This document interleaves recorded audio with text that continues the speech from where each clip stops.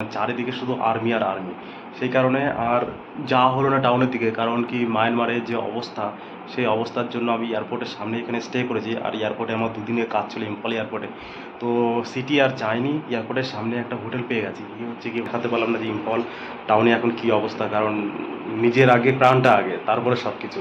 তো সেই কারণে এখানে যে অ্যাটমসফিয়ার সেই হিসাবে যাওয়া হলো না, কারণ আমি ট্রাই করেছিলাম। তো একটু ভয় ভয় করছিল সবার কাছে যে যখন তখন, এখন তো সিচুয়েশান মোটামুটি ঠিক আছে, কিন্তু যখন তখন যা কিছু হয়ে যেতে পারে। তো সেই কারণে আর সিটিতে গেলাম না। তো আমার ব্যাগ গোছানো হয়ে গেছে। আমার হচ্ছে গিয়ে 4টের সময় ফ্লাইট ইন্ডিগো। কলকাতা পৌঁছাবো 5টায়, 1 ঘন্টা টাইম লাগবে। টিকিটের ফেয়ারটাও খুব বেশি, কারণ আমার যাওয়ার কথা ছিল মায়ানমার বর্ডারে আসাম রাইফেলে। সেখানে কিছু কাজ ছিল, কিন্তু ঝামেলার জন্য সেখানে যেতে পারলাম না। আমি আমার আগের ভিডিওতে বলেছিলাম হয়তো আমি কলকাতা ব্যাক করব খুব তাড়াতাড়ি। আর সেই কারণে ইম্ফল এয়ারপোর্টে আমার কিছু কাজ ছিল, সেই কাজের জন্য আমার কাছে পাস ছিল। সেই পাস নিয়ে আমি এটিসি বিল্ডিংয়ে গিয়ে একটু ওয়েট করছিলাম, কারণ আমার ফ্লাইট ছিল 4:30-র সময়। আর হোটেল থেকে চেক আউট করে ওই জন্য চলে এসেছি। আর দেখুন এত সুন্দর ওয়েদার, পুরো হঠাৎ করে বৃষ্টি চলে এসছে, একদম মেঘে অন্ধকার হয়ে গেছে। আর পাহাড়ি এই এয়ারপোর্টগুলো দেখতে খুবই সুন্দর লাগে। আর উপর থেকে একটু ফটো তুলছিলাম আমাদের ভারতীয় জাতীয় পতাকা। আর এই দিকটা পুরো এয়ারপোর্টটা দেখুন অনেকটা চায়না কাটিংয়ের, খুবই সুন্দর এখান থেকে ভিউটা লাগছিল। আর ভাবছিলাম যে রোদটা কখন উঠবে, আর রোদ সত্যিই চলে আসছে মোটামুটি 1-1.5 ঘন্টা বৃষ্টি হওয়ার পরে। আর তারপরে আর এইখানে দেখুন কত লোকের জমায়েত। আবার এয়ারপোর্টের বাইরেটা মনে হচ্ছে এদের কোনো সমাবেশ হবে।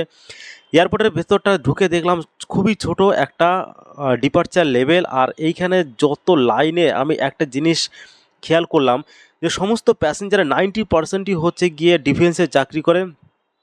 কারণ এই দিকটা হচ্ছে গিয়ে প্রচণ্ড পরিমাণে ঝামেলা হয়। একদিক হচ্ছে বাংলাদেশের বর্ডার, অন্যদিকে মায়ানমারের বর্ডার, আবার চায়না বর্ডার। এইসবের কারণে এখানে প্রচুর আর্মি এখানে দেওয়া আছে। তাই জন্য এই লাইনে দেখতেই পাচ্ছেন সমস্ত ডিফেন্সের জব করে সমস্ত লোকই এখানে। সিকিউরিটি হোল্ডে চেক করে ভেতরটা এসে দেখি একদম শুনশান, খুবই কম লোকজন আছে। আর বেশিরভাগই আর্মির লোকজন।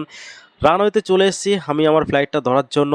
আর এখন মোটামুটি 4টে বাজে, আর বৃষ্টি নেই, সুন্দর ওয়েদার, জল ফল শুকিয়ে গেছে, খুবই সুন্দর।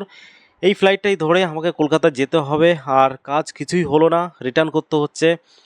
ইন্ডিগোর ফ্লাইটে মোটামুটি আমি ওখান থেকে এসেছিলাম, আর যাওয়ার টাইমটাও তো ইন্ডিগোতে যেতে হচ্ছে, কারণ ইন্ডিগোর ফ্লাইটটা হচ্ছে সব রুটে একই রকম।